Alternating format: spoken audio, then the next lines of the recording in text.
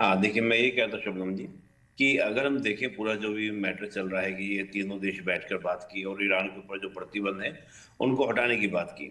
लेकिन देखिए जो इंटरनेशनल पॉलिटिक्स है उसको अगर हम देखें तो अमेरिका का जो लगातार प्रयास है, खासतौर से डोनाल्ड ट्रंप के आने के बाद, और मैं बता रहा था कि हेनरी किसिंजर ने ये बात रखी थी डोनाल्ड ट्रंप के सामने, तो रशिया को वो अपने साथ लेने का प्रयास कर रहे हैं, और रशिया को अगर साथ लेते हैं तो इससे चीन क्या होगा, आइसोलेट होगा। वर्तमान में चीन का प्रॉक्सी की तरह ईरान काम कर रहा है पूरे मिडिल ईस्ट में, चीन के इन्फ्लुएंस को, प्रभाव को जमाने के लिए।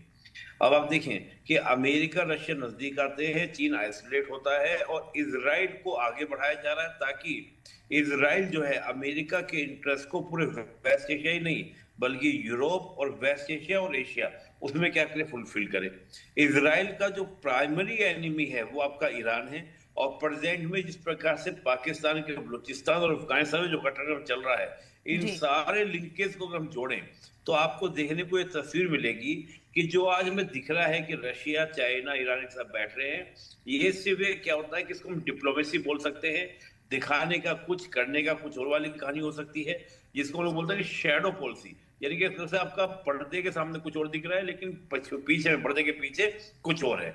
तो मुझे लग रहा है कि इस प्रकार की जो नीतियां हैं, रशिया भी, देखिए रशिया का इस समय जो प्राइमरी मोटिव है वो यूक्रेन वॉर में अपना अपर हैंड लेते हुए वॉर को क्या करना, समझौते को डाउन करना। और ये तभी संभव है जब अमेरिका रशिया का पूरा सपोर्ट करेगा।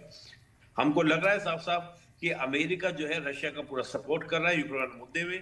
जेलेंस्की ऐसे ही शर्तों को मानने को तैयार नहीं होते दिख रहे हैं, पीस के लिए तैयार नहीं होते दिख रहे हैं, क्योंकि अमेरिका के द्वारा फंड और वेपन दोनों का सपोर्ट होना बंद हो गया है। तो मुझे दिख रहा है कि इंटरनेशनल पॉलिटिक्स को केवल इन मीटिंग के माध्यम से नहीं, तमाम तरह की जो घटनाएं होती हैं इंटरनेशनल डायस पर, इन सबको आपस में लिंकेज करके देखें तो तस्वीर ज्यादा ट्रांसपेरेंट और क्लियर दिखाई देती है। हम्म। जी आपके शरण। पास आना